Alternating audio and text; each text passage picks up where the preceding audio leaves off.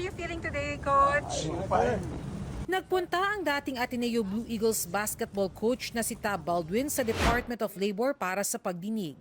Nais malaman ng DOLE kung may mga kaukulang dokumento si Baldwin para magtrabaho sa Pilipinas bilang isang foreign national.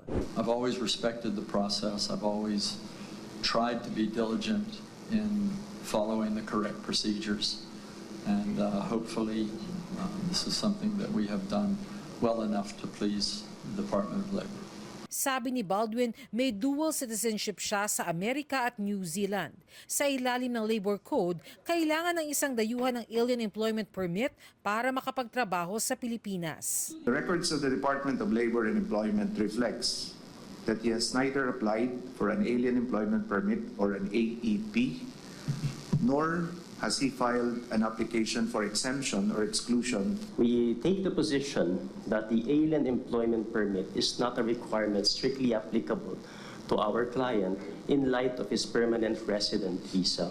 We do have documentation that an AEP was delivered to me. An AEP application was partially filled out, and I do not recall not doing that. My habits are that when I am asked to perform documentation, I do that. Sa July 9, ipagpapatuloy ang clarificatory hearing dito sa Department of Labor and Employment kaugnay ng authority and status para magtrabaho ni Coach Tab Baldwin dito sa Pilipinas. Kung mapatunayang iligal ang kanyang pagtatrabaho dito, He will be deported.